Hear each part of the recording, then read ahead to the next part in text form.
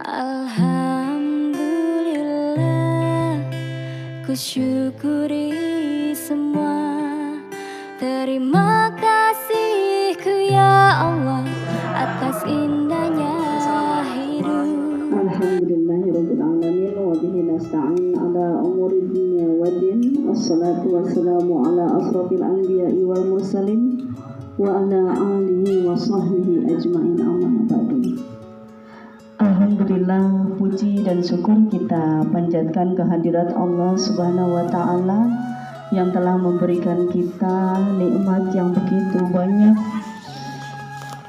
sehingga kita tidak dapat memperhitungkannya satu persatu ya Bapak Ibu. Termasuk nikmat yang pagi ini kita rasakan, kita masih diberikan nikmat iman, nikmat Islam, dan juga nikmat sehat, dan juga berkesempatan untuk menghadiri majelis yang insya Allah diberkahi Allah Subhanahu wa ta'ala. Amin. Salawat dan salam tak lupa kita sampaikan kepada junjungan kita Nabi besar Muhammad Sallallahu Alaihi Wasallam. Semoga keluarga serta sahabat dan kita semua juga insya Allah kita dijadikan umat yang istiqomah hingga yaumil akhir. Terima kasih hadirin sekalian yang telah berkenan untuk menghadiri undangan dari Bapak dari Ibu Mairia dan Pak siapa? Rudi Zardi. Lupa jadi namanya nih. Rudi Zardi. Baik, mohon maaf ya Bapak Ibu. Baik, kepada yang terhormat Bapak Ibu sekalian yang datang dari Jalan Siak ya Ibu ya. Kemudian tetangga-tetangga, saya biasa manggilnya Miss Ria, jadi kagok nih. Tetangga-tetangga yang di Jalan Mahakam 1, kemudian kepada Bapak Ustadz yang saya hormati, dan juga Sohibul Hajat ya Ibu Mairia Susana dan suami. Alhamdulillah Ibu Mairia sudah menghitankan putranya yang ketiga gitu ya, putranya yang ketiga namanya Renzo Sahmi Azkan Zardi. Dihitannya pada hari Rabu tanggal 27 Desember 2023 di Rumah Sunat Dr. Mahdian Margonda. Alhamdulillah, oh iya tos ya. Alhamdulillah sudah sehat anandanya. Renzo tadi udah salaman semua ya. Hari ini kita akan mengadakan acara walimatul khitan, atau kita sama-sama bersyukur kepada Allah dan juga mengambil mauizah hasanah dari pelaksanaan khitan ini, dan juga sama-sama kita berdoa semoga Ananda Renzo nanti menjadi anak yang soleh ya, anak yang sehat walafiat dan juga cerdas, kebanggaan Manda dan Pandanya nih gitu ya, amin ya robbal alamin. Baik, Bapak Ibu sekalian yang dirahmati Allah, kita buka dulu acara kita ini dengan membacakan surat Al-Fatihah. Bersama-sama kita membacakan agar kegiatan ini berjalan dengan lancar, kemudian diberkahi oleh Allah Subhanahu wa taala. Bihadihi niyah ala kulli niyatin shalihah ila hadratin Nabi Muhammad sallallahu alaihi wasallam. Al-Fatihah. A'udzu billahi minasyaitonir rajim. Bismillahirrahmanirrahim. Alhamdulillahirabbil alamin arrahmanir rahim maliki yaumiddin.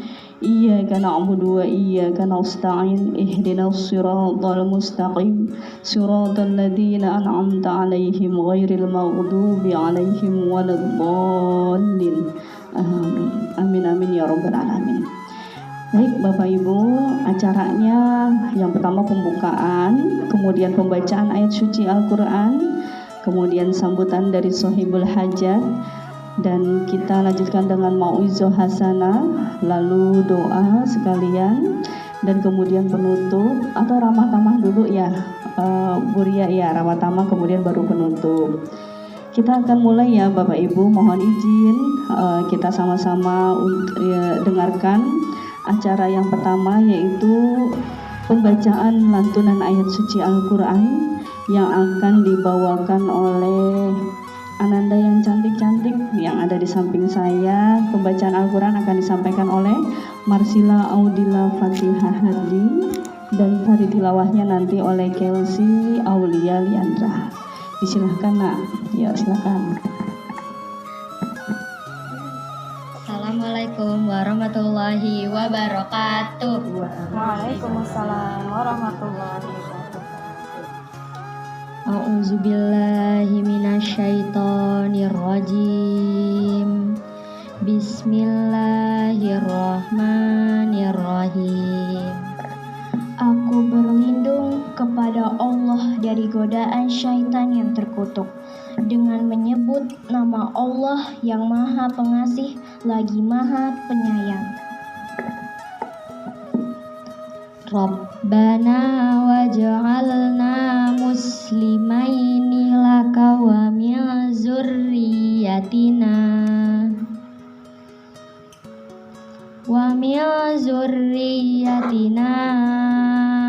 ummatan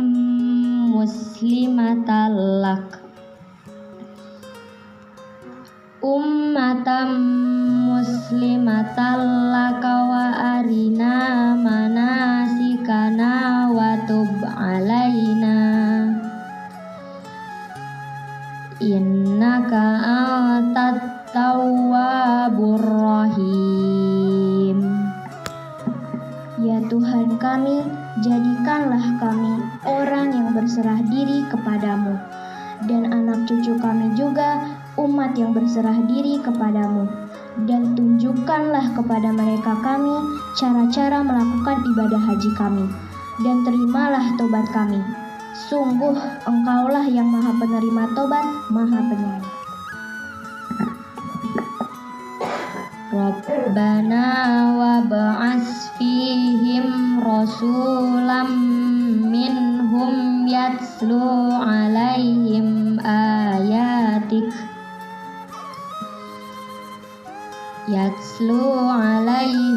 ayatika wa yu'allimuhumul kitaba wal hikmah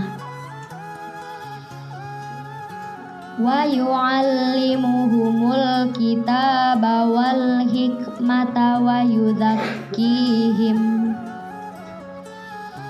innaka antal azizul hakim. Ya Tuhan kami, utuslah di tengah mereka seorang rasul dari kalangan mereka sendiri, yang akan membacakan kepada mereka ayat-ayat-Mu dan mengajarkan kitab dan hikmah kepada mereka dan menyucikan mereka. Sungguh Engkaulah yang Maha Perkasa, Maha Bijaksana. Wa may yarghabu an millati Ibrahim illa man safiha nafsah wa laqad istafainahu fid dunya wa innahu fil akhirati laminas sholihin. Dan orang yang membenci agama Ibrahim hanyalah orang yang memperbodoh dirinya sendiri. Dan sungguh kami telah memilihnya Ibrahim di dunia ini, dan sesungguhnya di akhirat dia termasuk orang-orang yang soleh. Sadaqallahul azim. Maha benar Allah dengan segala firman-Nya.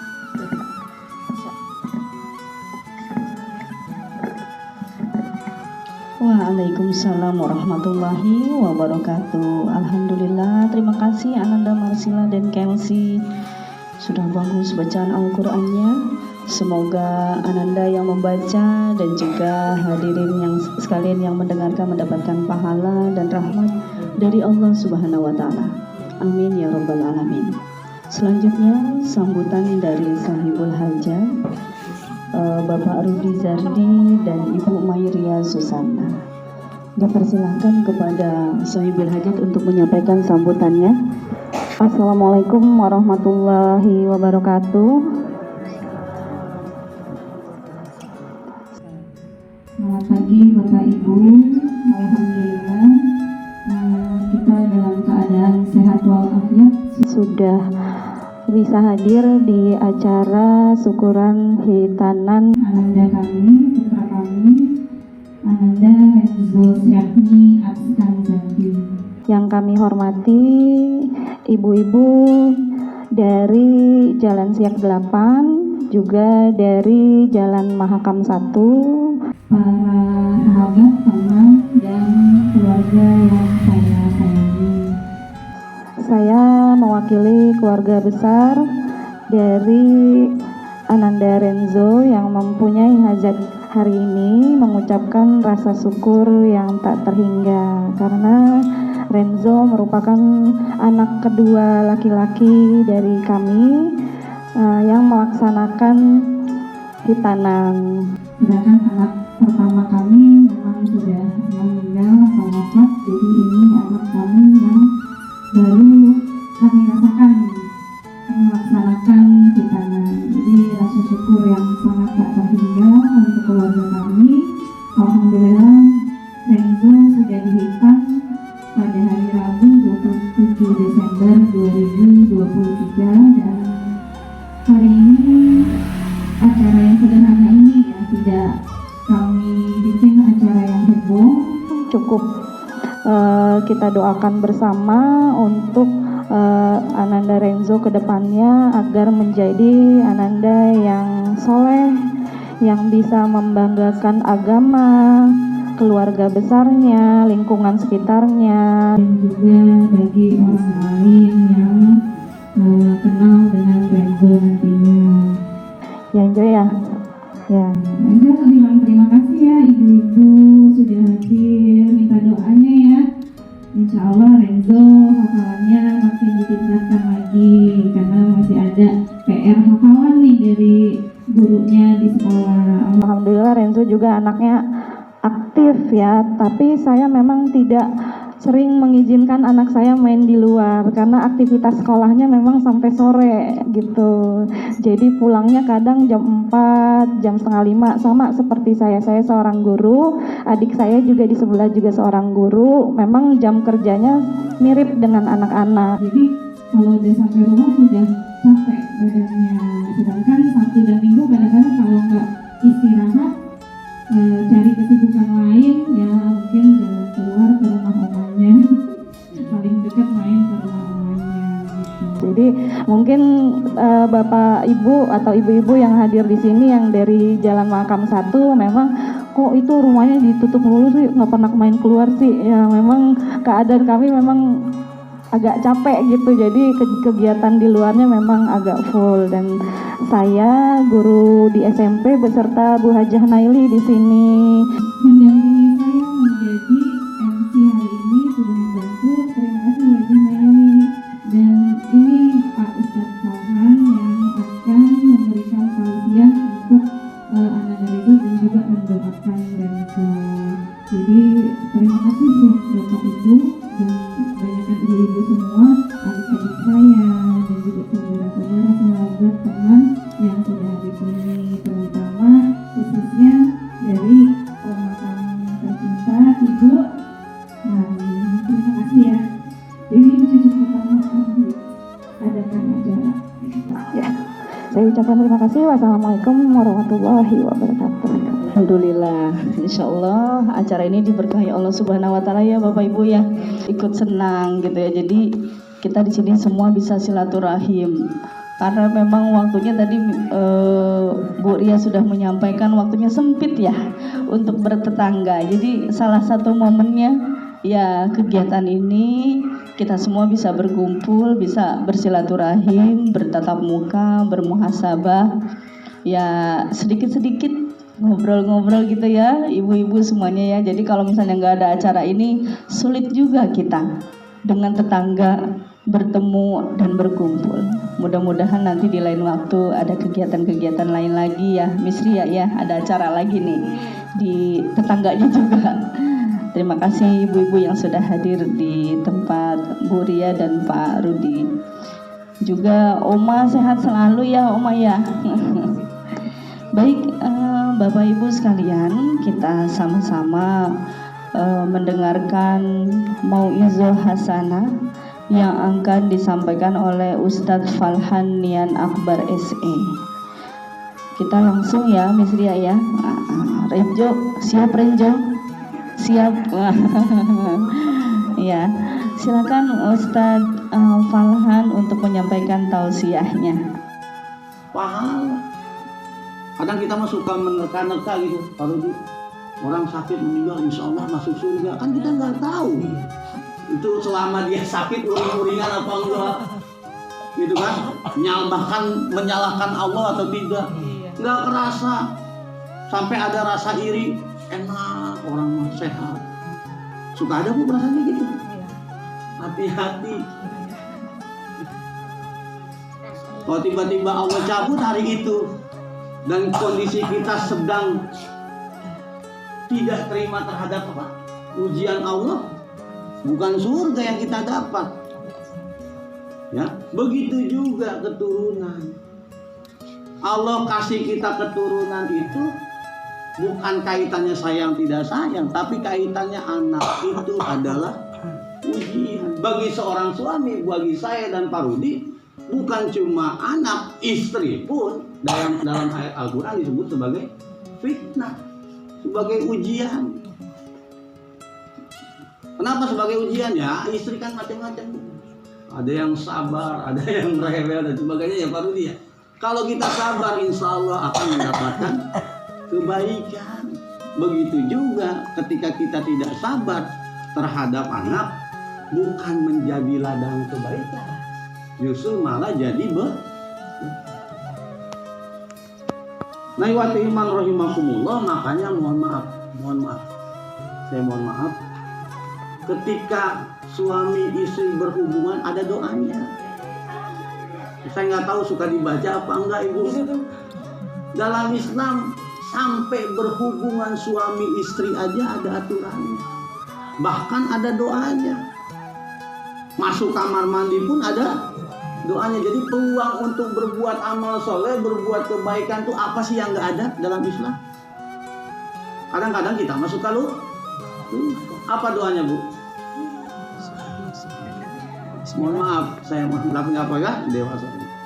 Ternyata doa yang diajarkan oleh Rasulullah itu Bismillahi Allahumma janibni syaiton wa janibi syaiton ma razaqtana.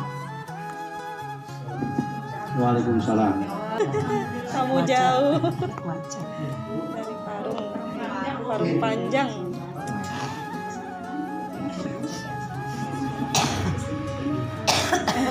Abang saya. Iya. Jagoan. Ayo masuk.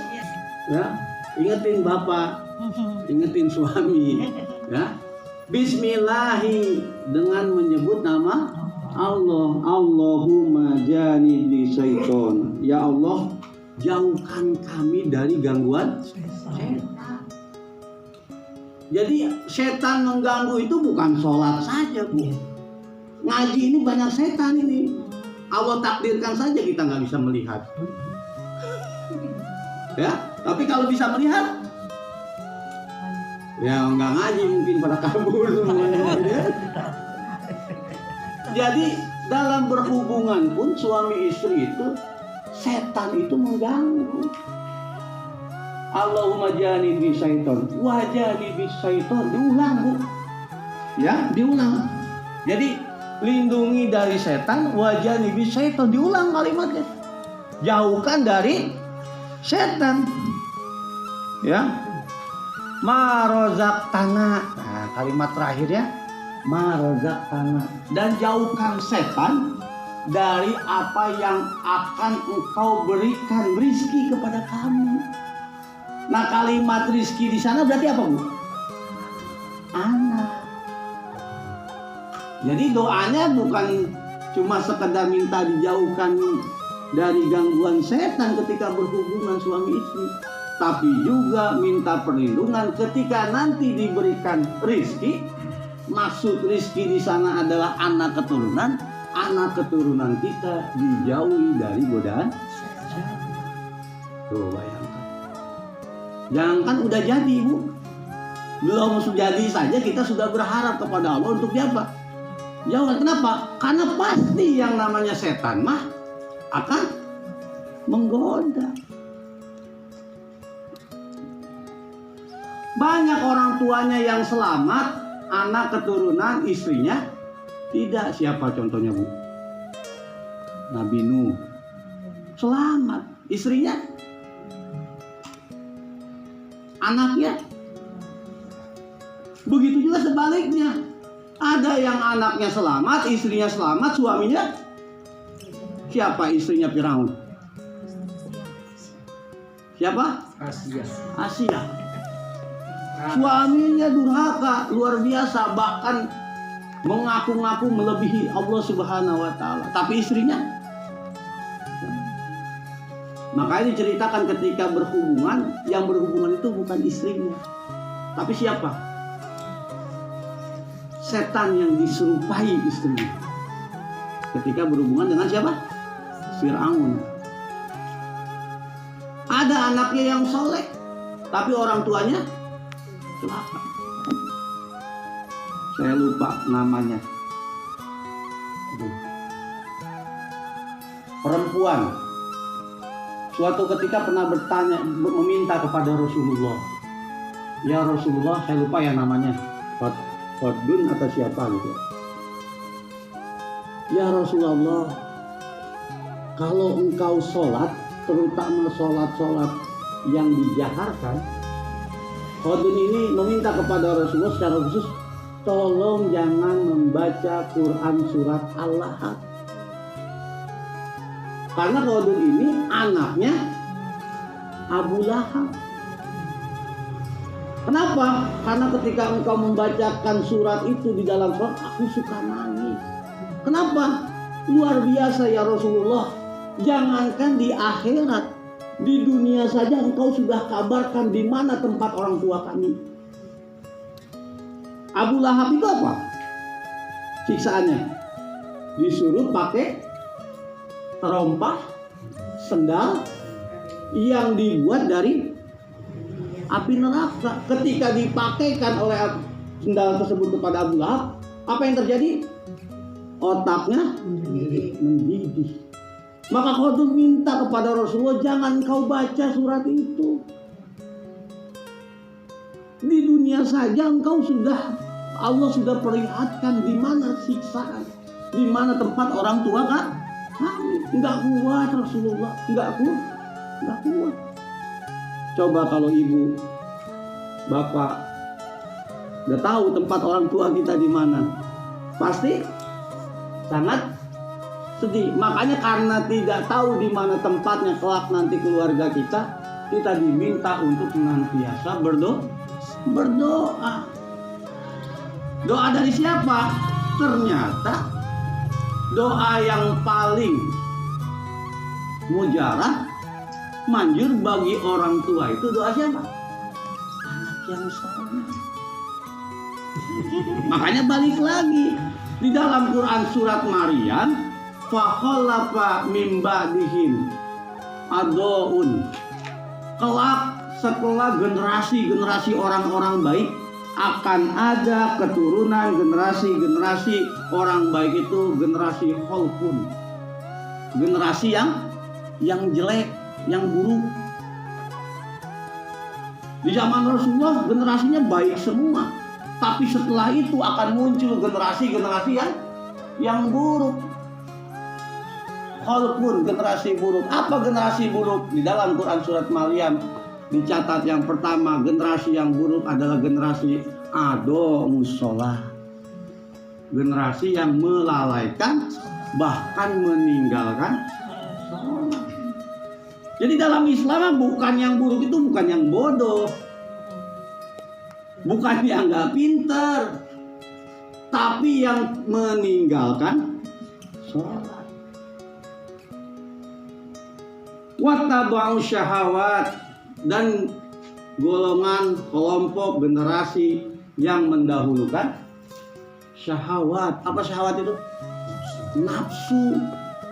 Apa-apa dipikirkan berdasarkan pikirannya sendiri, apa-apa ditentukan berdasarkan nafsunya sendiri, tidak dikembalikan kepada Quran dan Sunnah sebagai hudan linnas. Al-Quran dan Sunnah itu, hadis itu kan jelas sebagai petunjuk bagi manusia. Maka ketika mereka meninggalkan sholat, bahkan mendahulukan syahwat mereka, maka fasaufa yalqauna goya. Kelak mereka itu, generasi-generasi itu akan sesat di dalam kehidupannya. Mungkin secara kekayaan mah tinggi, makmur, secara jabatan punya jabatan, tapi kesesatan dalam kehidupannya maksudnya adalah apa? Kehidupan yang hakiki itu bukan di dunia, tapi kehidupan yang hakiki adalah kehidupan akhirat.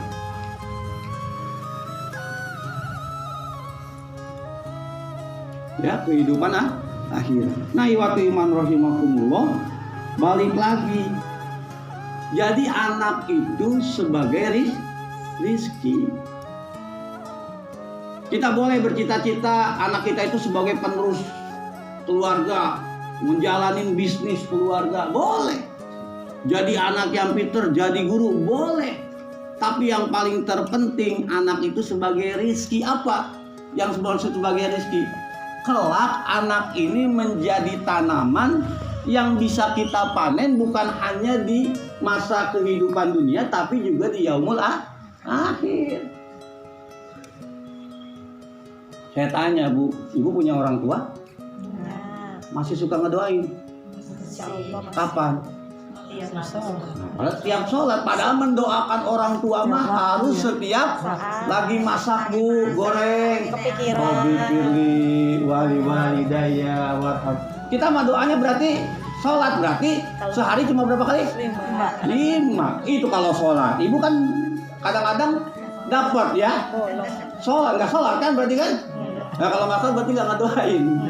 Padahal doa kepada orang tua itu harus terus. Lagi masak, lagi ngajar, naik angkot, bepergian, lagi ngumpul-ngumpul, berdoa. Kalau sudah berdoa sama orang tua, insya Allah obrolannya nggak gosip gitu, nggak gibah gitu ya. Itu kan karena ngomongin gibahnya, karena ngumpulnya nggak ada doa dulu. Doain terus. Walaupun kita ngerasa ini sekarang sudah jadi orang tua, ya. Kadang-kadang kita ngerasa pengennya dapat dari anak terus, tapi kita ngelupain orang tua. Makanya kata Rasulullah, akan ada nanti di yaumul akhir orang-orang yang merasa kaget karena merasa dirinya akan masuk ke neraka, tiba-tiba diangkat oleh Allah Subhanahu wa Ta'ala dan ditempatkan di surga. Ada apa ini? Ternyata kita punya investasi. Salah satunya adalah yang menyelamatkan kita di yaumul akhir, yaitu doa dari anak. Nah itulah yang disebut dengan rizki. Wah, gitu Pak Rudi. Jadi yang dimaksud dengan rizki anak itu bukan cuma sekedar bisa ngasih bulanan kepada orang tuanya, tapi juga bisa memberikan manfaat ketika nanti di yaumul akhir. Dan gratis, Bu. Cuma baca doa. Kadang-kadang kita suka lupa. Jadi itu yang dimaksud dengan rizki. Yang berikutnya, ada kaidah usul fikih yang dimaksud dengan al-amru bisain amru biwasailihi. Jadi perintah sesuatu itu juga menjadi perintah atas wasilahnya. Jadi Allah memerintahkan sesuatu, maka juga menjadi wajib perintahnya atas wasilahnya. Contoh, sholat wajib. Sholat diperintahkan oleh Allah. Apa yang menyebabkan sholat bisa diterima oleh Allah? Ada wasilah. Apa wasilahnya? Wudhu, bersuci. Jadi kalau ada orang sholat tidak berwudhu, tidak bersuci, sah nggak sholatnya? Tidak. Nggak sah. Jadi al-amru bisain, amrun biwasailihi. Perintah terhadap sesuatu maka menjadi perintah terhadap wasailnya. Gitu ya. Nah, Pak Rudi dengan Ibu siapa? Bu Ria sudah menghitan. Menghitan itu hukumnya apa? Wajib apa sunnah? Wajib apa sunnah, Bu?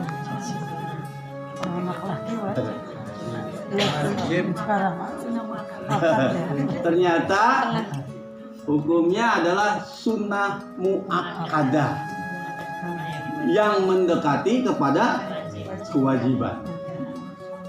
Muakkadah, ditekankan, muakkad. Ya. Muakkad. Ditekankan, dianjurkan. Sunnah yang dianjurkan dan bahkan mendekati wajib. Dalam kaidah usul fikih ada yang disebut dengan mansana sunatan hasanatan. Barang siapa yang menjalankan sunnah hasanatan akan mendapatkan kebaikan. Gitu. Contoh, ibu-ibu bikin pengajian dalam rangka kebaikan. Ngaji baik ibu ya. Nah, orang yang mengusulkan kebaikan ketika pengajian itu dilaksanakan, ketika pengajian itu terlaksana, ganjarannya buat yang ngusulin itu pahalanya 2, Bu. Pahala dia ngaji sama pahala dari orang-orang yang ikut pengajian. Di sunat itu, di hitan itu sunnah muakkadah. Jadi ketika orang tua menghitan, anaknya sudah menjalankan sunat. Dan ketika sunat itu atau hitan itu dilaksanakan, walaupun yang dihitan anaknya, orang tua dapat pahala. Makanya pendidikan yang terbaik itu jangan semuanya diserahkan ke guru. Orang tua juga harus berperan, terutama mengajarkan yang berkaitan dengan ibadah. Sholat mah anak jangan disuruh ustadz yang nyuruh. Jangan guru ngaji yang nyuruh anak sholat. Nanti yang kebagian pahalanya siapa? Ustadznya sama gurunya. Makanya yang ngajarin sholat ke anak mah orang tua. Karena orang tua mah bebas. Bahkan keterangannya kalau sudah 7 tahun lebih boleh dipukul. Oh, bener berarti dong. Kasihan dipukul jangan. Nah, dipukulnya dengan bahasa yang lain, bukan dalam artian dipukul dia apa? Digebukin, tidak dikasih uang jajannya, ya, tidak dikasih mainannya dan sebagainya, ya, pukulan sebagai pukulan teguran. Nah, ketika si anak sholat dari umur 7 tahun sampai nanti dia meninggalnya, dia melaksanakan sholat, pahalanya akan mengalir kepada orang tuanya. Itulah yang dimaksud dengan rezeki. Orang tua itu sampai ke kakak-kakek. Iya. Tuh dengar. Biar neneknya, omanya kebagi. Iya, buat ompong. Ya, makanya tadi saya bilang jangan urusan ibadah diserahinnya ke Pak Ustadz. Kadang-kadang kita ngegampangin ya. Udah ada Pak Ustadz, biar suruh ngaji aja. Entar dapat pahalanya Pak Ustadz. Mansana sunatan hasanat. Barang siapa yang menghidupkan sunnah, menjalankan sunnah, maka akan mendapatkan kebaikan. Nah, disunat, dihitan merupakan sunnah. Ketika orang tua balik lagi menghitan anaknya dalam rangka menghidupkan sunnah, insya Allah mendapatkan pahala. Itu. Nah, iwatu iman rahimakumullah, kita fokus kepada hitan sekarang. Apa yang dimaksud dengan hitan, Bu? Membersihkan. Hitan itu apa?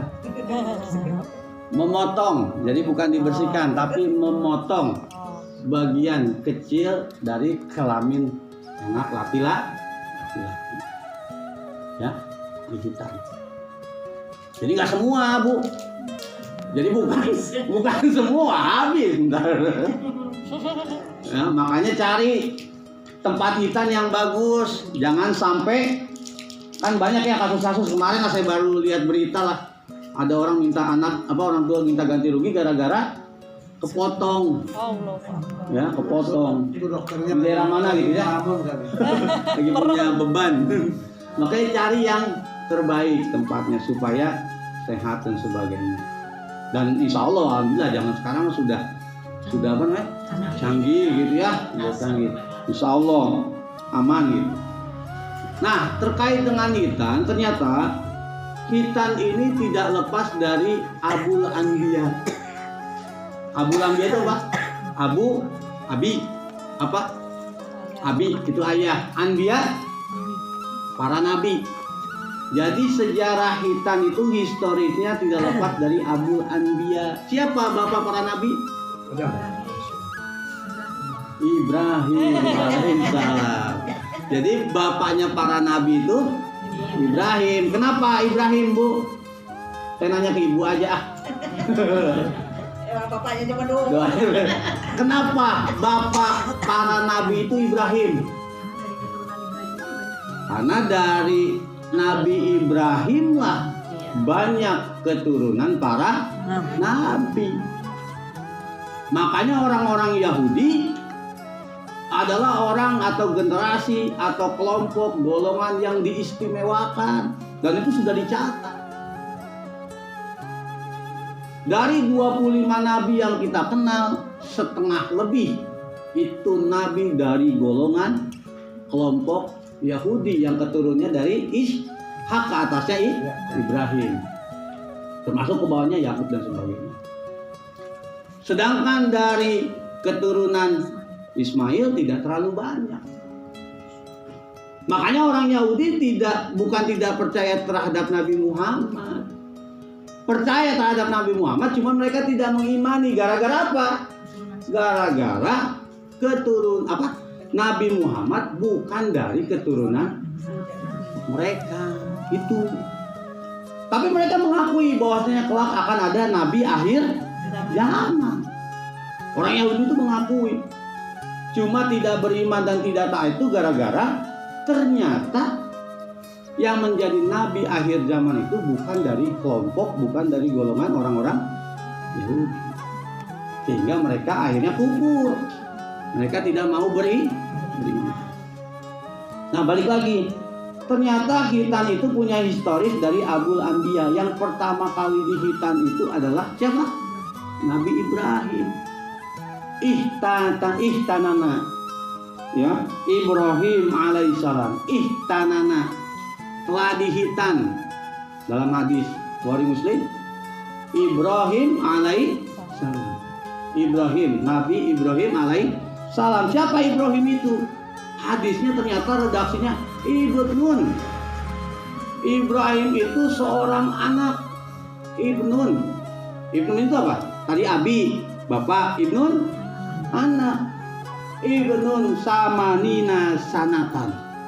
Anak yang usianya samanina. Berapa? Sanatan, 80 tahun, Bu. Ibrahim itu telah dihitan, dan Ibrahim itu seorang anak yang usianya samanina sanatan, 80. Berarti berapa tahun umur Ibrahim ketika dihitan?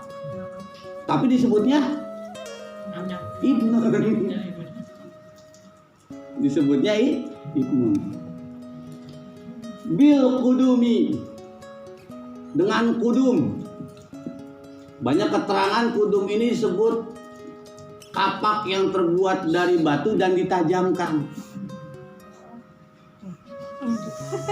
Ya nggak ada pisau atau nggak ada laser ya kemarin itu pakai laser. Belum ada laser, belum ada pisau, Bu. Jadi di hitannya itu pakai alat yang terbuat dari batu ditajamkan. nggak mempan pakai sembilu ya. Itu disebutnya kudum. Kulitnya kulit badak semua. Ya. Kudum. Makanya karena udah saking apa? Lihatnya, alotnya gitu ya susah. Hah? Dan sendiri, Bu. Dihitannya sendiri. Iya. Nggak dipotongin. Nggak dipotongin. Takut habis. Nggak dipotongin, Pak ya. Ya sendiri. Yang kedua, nggak ada contohnya. Contohnya. Gimana Pak? Benar ada contohnya nggak? Nggak ada contohnya. Orang Nabi Ibrahimnya pertama sendiri. Contohnya dari Allah. Hah? Dia petunjuk dari Allah. Jadi belum pernah ada pengalaman. Contoh itu kan berarti sesuatu yang pernah ada itu. Jadi dicontoh. Nah karena Nabi Ibrahim pertama 80 tahun pakai batu yang ditajamkan, dipotong sendiri, nggak ada panduannya gitu. Jadi yang pertama itu ternyata hitan itu berkaitan dengan Abul Anbiya yang dikonversi menjadi sunnah Rasul atau sunnah para nabi. Kalau dikatakan tadi contoh Nabi Ibrahim kemudian menjadi sunnah para nabi, kalau begitu para nabi dihitan nggak? Para nabi dihitan nggak? Dihitan, termasuk Nabi Muhammad. Sebelum Nabi Muhammad berarti Nabi Isa dihitan nggak, Bu? Dihitan. Hah? Dihitan. Makanya kalau ada orang yang percaya terhadap Nabi Isa tapi tidak berhitan, maka dia dipertanyakan kepercayaannya terhadap Nabi Isa. Kenapa? Karena setelah Nabi Ibrahim, hitan itu menjadi sunnahnya para Rasul. Jadi habis Ibrahim siapa? Ismail, Ishak, semuanya dihitan. Yakub, semuanya dihitan, termasuk Nabi Isa dan Nabi Muhammad. Makanya hitan ini menjadi sunnahnya Rasul yang merujuk kepada sunnahnya Nabi Ibrahim. Itu. Yang kedua, di hitan itu bukan hanya sekedar sunnah para nabi, bukan cuma sekedar sunnahnya Rasul, tapi hitan juga berkaitan dengan fitrah. Kita kenal istilah selamat hari raya Idul. Apa fitri itu, Bu? Fitrah itu apa? Fitri itu apa? Suci. Ternyata kenapa kita di hitan bukan cuma sekedar menjalankan sunnah Rasul, tapi dalam rangka kesucian. Nah, iwatu iman rahimakumullah, dalam hadis Bukhari Muslim terkait dengan fitrah itu ada 5, Bu. Kesucian, mensucikan anggota tubuh itu ada 5 yang harus sering dibersihkan. Yang pertama, al-fitratu khamsun. Fitrah itu ada 5. Al-khitanu. Yang pertama, dihitan. Jadi Renzo di hitan itu dalam rangka mensucikan. Mensucikan apa? Mensucikan dari jasad dan rohani. Nah, kita bahas. Yang kedua wal istihdad, yaitu mencukur bulu kemaluan. Itu bagian dari fitrah, membersihkan dan harus dibersihkan. Mencukur itu bagian dari.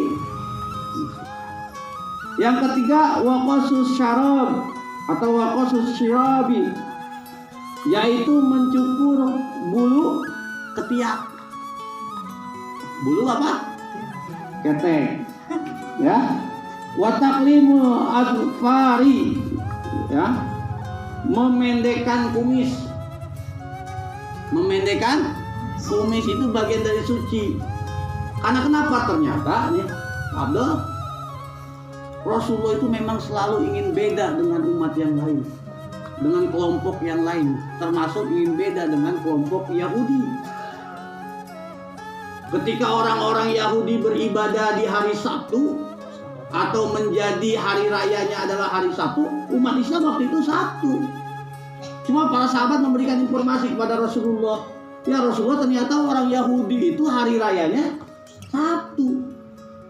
Karena kalau tetap dipertahankan hari Sabtu, nanti akan ada ledekan dari orang-orang Yahudi, seolah-olah Islam mengikuti Yahudi. Dipindah jadi hari Ahad. Ternyata Ahad itu, kata para sahabat, sudah menjadi kebiasaan kelompok orang-orang Nasrani sebagai hari besar mereka. Akhirnya Rasulullah memindahkan hari besar umat Islam di luar hari Idul Fitri dan Idul Adha. Hari besar umat Islam adalah hari Jumat. Makanya zaman Rasulullah ketika hari Jumat semuanya fokuskan ibadah, yang lagi dagang berhenti, semuanya kembali ke masjid dan sebagainya untuk melaksanakan sholat Jumat. Bagi laki-laki yang melaksanakan sholat Jumat harus bersih, harus wangi, pakai pakaian terbaik karena bagian dari menghormati hari lah. Jangan hari Jumat tuh nggak mandi, bajunya bolong-bolong. Ajarin anak, Bu, kalau mau sholat Jumat kasih baju yang terbaik, jangan baju bekas sekolah, ya jangan pakai baju bekas sekolah. Ajarin kalau perlu mandi dulu. Nah biasanya bagi laki-laki karena mau beraktivitas kerja mandinya pagi dan nggak perlu mandi lagi karena sudah mandi pagi ketika mau bekerja. Jadi itu Rasulullah ingin membedakan, termasuk kebiasaan orang-orang Yahudi itu memperpanjang kumis. Coba lihat deh di Israel, yang notabene kebanyakan orang-orang apa? Yahudi. Panjang kumis atau panjang jenggot? Hah? Panjang kumis sampai dia apa? Pelintir-pelintir. Nah, Rasulullah akhirnya memerintahkan umat Islam untuk memperpanjang jenggot sebagai ciri, sebagai identitas kita ini sebagai orang Muslim. Gitu. Karena kalau kita sebagai orang Muslim, insya Allah terjaga, Bu. Termasuk juga yang namanya jilbab, bukan hanya sekedar perintah, tapi ada identitas di dalamnya. Syukur-syukur kalau pakai jilbab mah terjaga dari perbuatan maksiat. Karena ketika ada orang berhijab, berhijab maling, berhijab jadi pengedar narkoba. Termasuk juga berjenggot, mudah-mudahan terjaga kalau kita berjenggot sebagai identitas Muslim. Maka ketika kita ingin berbuat maksiat, paling tidak malu kita sudah berjenggot, kan gitu. Ini mah jangan habisin itu, tungguin. Kalau Ustaz ya nggak nunggu dari Allahnya, ya udah. Kalau memang takdirnya tidak tunggu juga jangan dipaksa-paksain pakai jenggot jenggot palsu gitu ya. Nah, disunahkan bagian dari kesucian itu mencukur kumis. Dan terakhir, bagian dari fitrah itu adalah watan faul abdal, abati, yaitu memotong kuku. Bersihin, Bu, jangan panjang. Jadi ada 5 fitrah di dalam Islam. Ada 5 kesucian. Yang pertama apa tadi? Khitan, mencukur kemaluan, bulu kemaluan, mencukur ketiak, mencukur mendekan kumis, kemudian mencukur atau memotong kuku. Dari 5 ini ternyata ada yang paling istimewa. Dan kenapa paling diistimewakan? Padahal mah nggak ada syariatnya. Maksudnya diistimewakan apa, Bu? Hanya di hitan lah yang apa-apa sampai dibela-belain. Pasang tenda, ngundang orang, masak-masak. Bahkan sampai akhirnya ada orang gagal di hitan gara-gara nggak ada duitnya.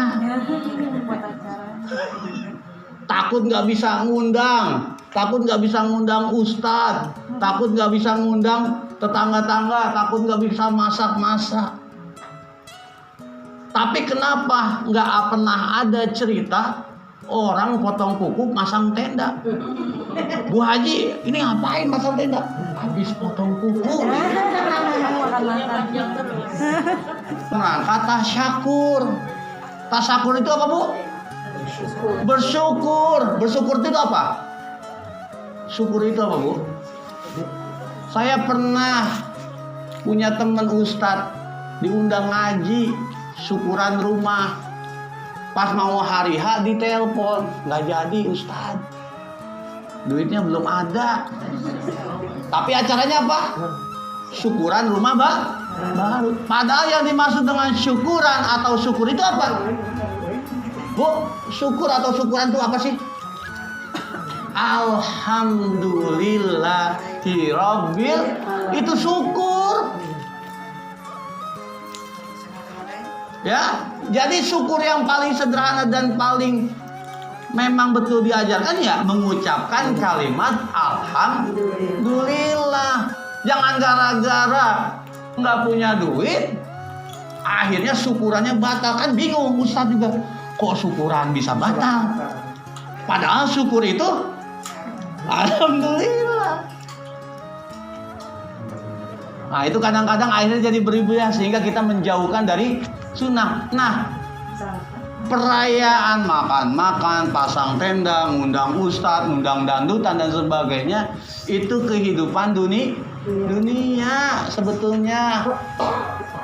Jangan sampai kehidupan dunia itu justru malah menjauhkan kita dari rasa syukur. Jadi kalau tidak punya uang banyak, yang penting ada biaya untuk dia apa?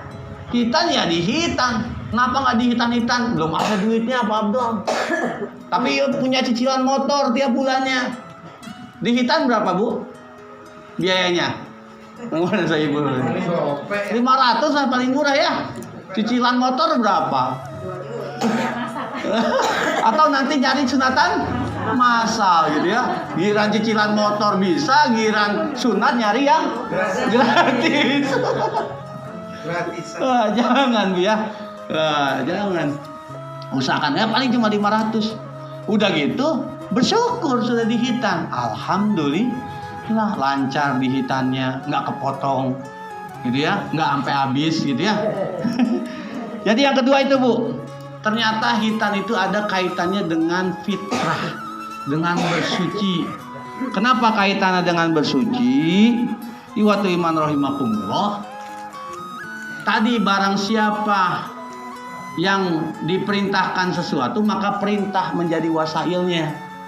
Sholat itu wajib, dan wasail salah satu untuk melaksanakan sholat itu harus bersih, harus bersuci. Salah satu bentuk suci itu bukan berwudu bagi laki-laki Bu, bukan cuma berwudu, tapi harus dihitan. Karena kalau tidak dihitan, khawatir ketika kencing ya, bukan khawatir lagi, sudah dipastikan di dalam kelaminnya itu ada sisa kencing yang tersumbat karena ada kulit ujungnya itu. Nah, selain dari sisi kesehatan menjadi bakteri, jadi kanker dan sebagainya, dalam Islam ternyata ketika ada najis maka tidak sah sholatnya. Makanya kenapa harus dihitan sebagai bentuk fitrah? Supaya si anak ini kelak ketika melaksanakan sholat bisa diterima sholatnya. Gara-gara apa? Karena sudah fitrah, karena sudah bersih, sudah suci. Karena kalau tidak dihitan Bu, itu ketika kencing akan ada sisa yang nempel di dalam apa sih namanya ya? Kulup lah kalau bahasa kita. Nah, dihitan itu ya dibuang kulupnya gitu, ujung kelopaknya itu. Ya, jadi kalau seandainya tidak dibuang ketika kencing itu pasti ada yang tersisa di kulupnya. Ketika itu masih tersisa, kemudian dia sholat walaupun sudah berwudu, tetap dikhawatirkan tidak suci. Makanya harus dihitan. Itu balik lagi, barang siapa yang diperintah terhadap sesuatu maka menjadi perintah wasailnya. Nah, wasail untuk sholat itu harus suci. Salah satunya adalah dihitan dalam rangka mensucikan.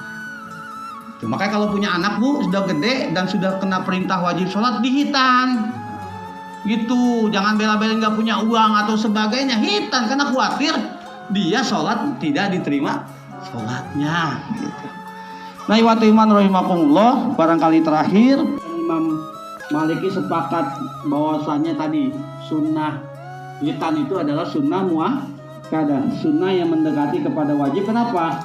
Sebagai sunnah Ibrahim yang dikonversi kepada sunnah Rasul, ya.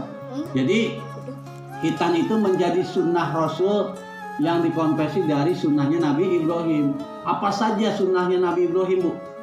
Selain di hitan, bangun masjid, ya, membangun masjid itu sunnah Nabi Ibrahim. Makanya banyak orang pengen berbondong-bondong bangun masjid, apalagi ada keterangan hadis ketika kita membangun masjid, kelak nanti di akhirat dibangunkan rumah di akhirat. Kemudian yang kedua yang menjadi sunnah Nabi Ibrahim dan dikonversi menjadi sunnah Rasul adalah selain di hitan bangun masjid, membina rumah tangga. Membina rumah tangga itu apa, Bu? Menikah. Sudah menikah? Ya, berbuat baik di dalam rumah tangga. Kalau ribut-ribut mah biasa ribut-ribut mah dalam rangka membangun atau membina rumah tangga. Gitu. Yang berikutnya tadi Pak Abdul juga menyampaikan ada sunnah kurban. Kemudian sunnah Ibrahim juga selain di hitan bangun masjid, kurban, membangun rumah tangga, ya, ada sunnah mendidik anak. Mendidik anak itu sunnah Nabi Ibrahim yang dikonversi menjadi sunnah Rasul. Jadi anak itu harus dididik, Bu, oleh siapa? Balik lagi harusnya orang tua yang menjadi garda terdepan. Tapi kalau tidak sanggup dengan kesibukan dan sebagainya, ya titipkan anak kepada yang memang kita percaya. Jangan sampai kita tidak percaya. Maksudnya percaya itu gini, bukan cuma bisa ngurus, tapi benar-benar bisa menyelamatkan si anak ini bisa dekat dengan Allah, taat ibadahnya. Tadi di sekolah ada hafalan apa? Al-Quran dan sebagainya. Pilih sekolah itu juga pilih sekolah yang bagus. Yang bagus itu bukan gedungnya mewah saja, bukan fasilitasnya lengkap saja, tapi menunjang terhadap anak kedepannya bakal taat kepada Allah atau malah jadi mungkar kepada Allah, atau bahkan jadi maksiat kepada Allah. Makanya saya mah heran kalau ada seorang muslim menyekolahkan anaknya di sekolah non-muslim. Banyak, Bu? Banyak. Banyak orang muslim yang malah takut menyekolahkan anaknya ke pesantren, takut inilah, takut itulah, gitu ya. Radikal lah, apalah. Karena dengan anak yang jadi soleh tadilah itu sebagai rizki, Bu. Balik lagi, anak tuh bukan cuma sekedar tujuannya bisa nerusin usaha bapaknya, jadi pebisnis, jadi ahli ini, ahli itu. Percuma jadi pebisnis, jadi ahli A, ahli B, punya kekayaan, punya jabatan, jadi anggota dewan, jadi presiden, bapaknya presiden, anaknya presiden. Kalau tidak Nah, ngerempet. Jangan dipilih. Jangan dipilih. ya, Kalau nggak mau jangan dipilih. cari. Makanya paling penting buat umat Islam, cari yang terbaik, yang agamanya kuat, yang kuat ibadahnya. Siapa tuh? Karena sebelum kita hari ini berkumpul, Bu, nih sebelum hari ini kita berkumpul, yang bakal jadi presiden 2024 mah udah ada. Di Lauhul Mahfuz udah ada, Bu. Amin. Ya, Bu, sebelum kita ngaji nih, sebelum saya sampaikan pengajian ini, yang namanya presiden 2024 mah udah ada, sama Allah dicatat siapa orangnya. Yang terpenting sama kita itu bukan siapa atau bagaimana ya, tapi kita melaksanakan dengan baik, benar, nyoblosnya benar, sesuai dengan ketentuan Islam. Karena yang dilihat itu bukan hasil, yang dilihat itu apa? Benar kita prosesnya, benar milihnya. Nggak, kalau misalkan yang kita pilih udah kita anggap benar, soleh, taat agamanya, ternyata takdir Allah tidak jadi, ya nggak usah berkecil hati. Kita tetap dapat pahala. Itu, ya. Yang paling penting mah jangan sampai salah milih. Kalau masalah jadi mah urusan kalau udah dari dulu udah kecatet Bu, yang bakal jadi presiden siapa tuh udah kecatet. Kadang kita ribut ini itu ribut ini gitu ya, ini ribut. Pas hari H nggak bisa nyoblos, dipanggil oleh Allah Subhanahu Wa Taala, udah bela-belain luar biasa gitu kan. Udah nggak usah terlalu diributkan. Jadi ada sunnah-sunnah selain hitan yang menjadi sunnah Ibrahim dikonversi sunnah Rasul. Salah satunya tadi adalah apa? Mendidik anak. Yang berikutnya ada sunnah juga selain Nabi Ibrahim dikonversi menjadi sunnah Rasul, yaitu saum Daud. Saum Daud itu apa Bu? Dari puasa, dari berbuka. Bu, Pak, kenapa sholat Isya, Maghrib nggak sholat, subuh nggak sholat? Sholat Daud. Nggak ada. Selang-seling. Ada nggak Bu? Nggak ada. Banyak. Maunya dia. Banyak. Ada yang dari Jumat doang sholatnya juga. Iya. Jangan sampai. Jumatan. Kenapa kita mendidik anak di hitam supaya bisa sholatnya bersih? Ya. Ada anak nanya bapaknya, Pak, kenapa sih saya dihitan? Supaya kalau kamu sholat diterima dan bisa bersih. Bapak dihitan. Kok bapak nggak sholat? Berarti bapaknya nggak dihitan. Ya. Kemudian yang kedua menurut Imam Syafi'i dan Maliki bahwasanya dihitan itu berkaitan dengan sholat tadi sampaikan. Dikhawatirkan jika tidak dipotong nanti akan ada sisa-sisa air kencing serta menghindari penyakit kanker. Jadi selain bersuci tapi juga ada kesehatan. Ya, ada kesehatan.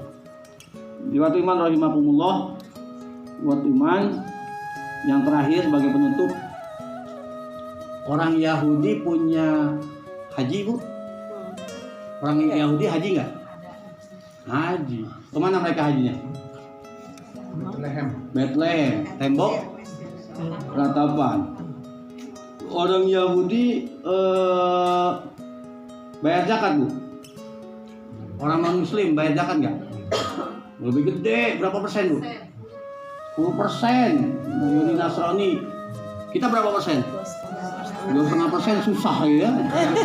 Kadang-kadang makan beras yang 12.000 giran zakat bayar yang 10.000, 8.000. Jangan zolim Bu, jangan zolim ya. Apalagi cuma setahun sekali lagi kan. Setahun sekali. Nah ingat, zakat itu bukan cuma zakat fitrah Bu, ada yang namanya zakat mal. Salah satu zakat mal itu adalah zakat perhiasan. Ngaji banyak gitu kan. Udah dijakatin belum? Zakat mal itu boleh nggak buat sembako? Ya, zakat mal itu harus senilai ketika sudah mencapai 85 gram. Jadi dicek nih harta yang kita punya udah 85 gram belum. Yang kedua ada haul, sudah setahun atau belum. Kalau ternyata sudah, maka harus dikeluarkan zakatnya senilai berapa persen? 2,5%. Bayarnya pakai uang apa pakai sembako? Itu maksudnya. Hah? Boleh pakai sembako. Boleh kan? Boleh. Nilainya. Tapi nilainya Di situ. tapi biar simple, Uang. pakai uang saja, gitu ya. Lu jangan ngaji mentereng-tereng, ternyata lupa belum zakatin, ingat Bu, balik ke rumah gitu ya. Nah, balik ke rumah cek udah 85 gram belum yang kita punya, udah tahun atau belum. Kadang-kadang suka diakalin Bu, ya suka diakalin pas mau 1 tahun dijual gitu. Ada 1 tahun mau digade gitu kan. Kenapa? Kan bebas Pak Ustadz jadi nggak kena zakat. Kreatif gitu ya, Islam yang kreatif. Jadi orang non Muslim pun punya zakat. Orang non Muslim punya ibadah haji. Orang non Muslim punya saum. Saumnya lebih parah dari kita Bu, ada yang 40 hari gitu ya. Jadi saumnya kalau kita berapa hari? 30 hari. Ada orang yang saum memang cuma 5 hari tapi full, nggak makan-makan, cuma minum saja. Ada istilah saum mutih dan sebagainya gitu ya. Orang-orang non muslim pun punya saum, punya ibadah haji, punya zakat, tapi bagi mereka tidak punya yang namanya sholat. Makanya dalam hadis al-farqu bainal muslim, ya, yang membedakan orang muslim dengan orang kufur itu tarkus sholat, meninggalkan sholat. Makanya kita sebagai orang tua tadi balik lagi di hitan ini bukan hanya sekedar mensucikan anak biar suci, tapi biar bisa sholat. Jadi yang paling penting harus bisa sholat, Bu. Dididik. Jangan sampai punya anak ninggalin sholat, bahaya. Bahkan dalam Islam jelas ya hadisnya.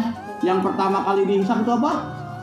Sholat. Ketika sholatnya baik, maka insya Allah seluruhnya baik. Sholat. Gitu ya.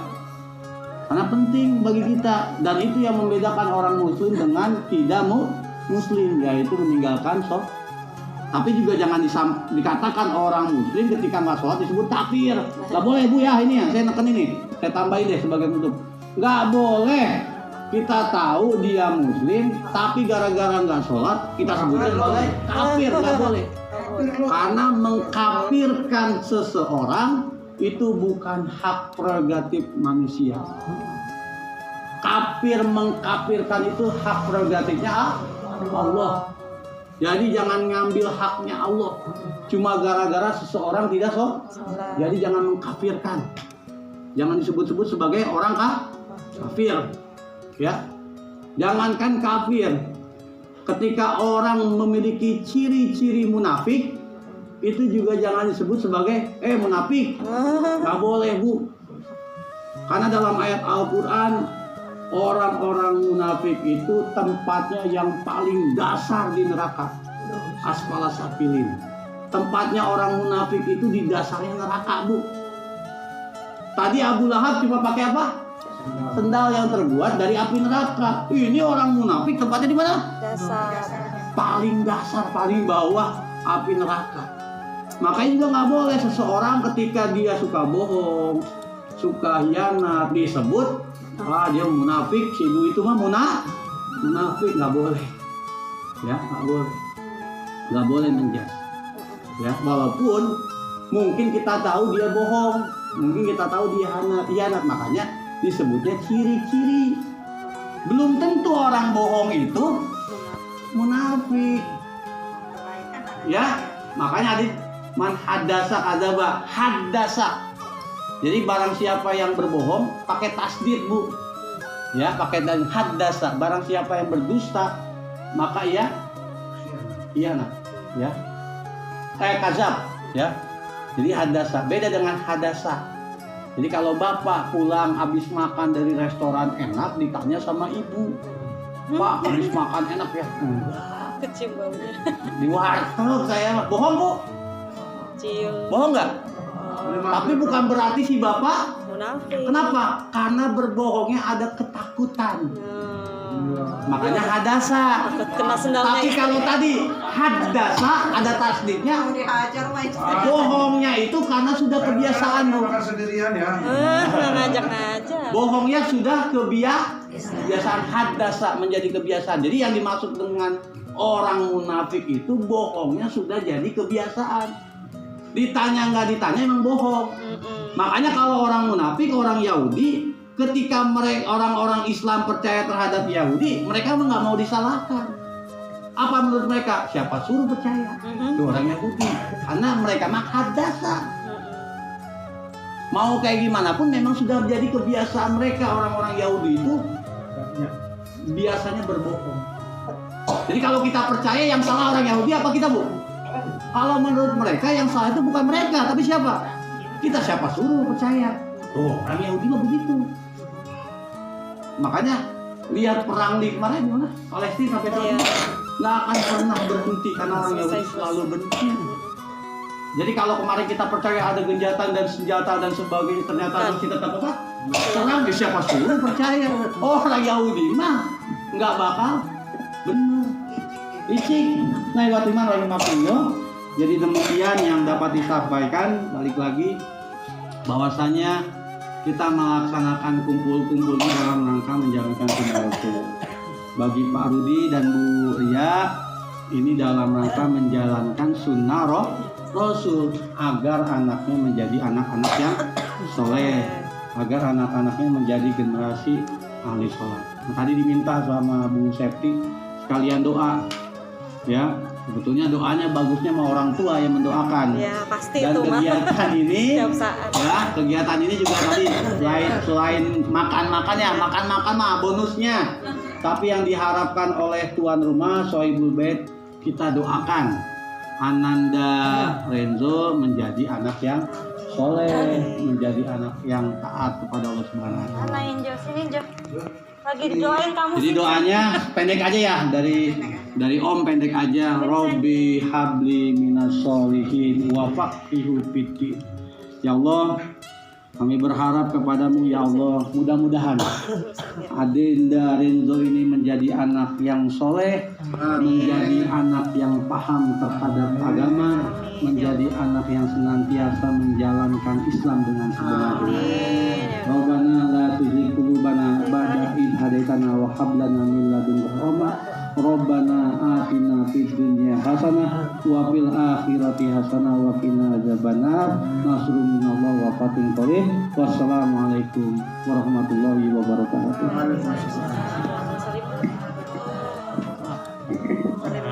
Boleh ya. Siap. Alhamdulillahirabbil alamin. Jazakallah khair Pak Ustadz yang telah memberikan ilmunya kepada kita semua. Semoga Bapak Ibu dapat mengambil pembelajaran ya, dapat mengambil ibrah. Memang kita sekali waktu perlu sekali untuk mengecharge ya, bukan HP aja yang dicas.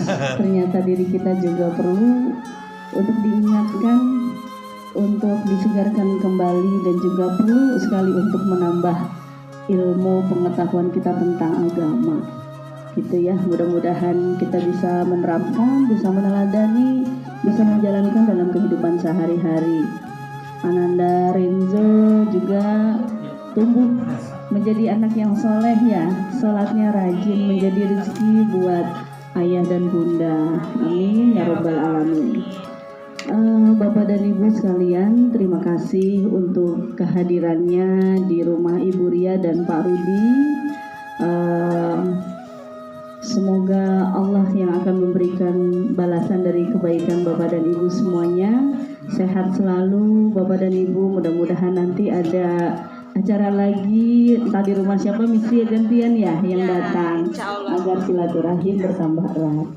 Baik Bapak dan Ibu, kita sudah sampai di penghujung acara kita hari ini. Mudah-mudahan Allah memberikan berkahnya kepada kita semua, memberikan nikmat sehat, iman yang terus bertambah, Islam yang istiqomah.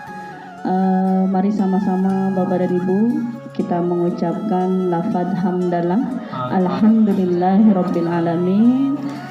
Saya mohon mengucapkan terima kasih, kemudian juga mohon maaf kepada Bu Ria dan Pak Rudi jika ada kata-kata, dan juga Bapak Ibu semuanya ya jika ada kata-kata yang salah dari saya.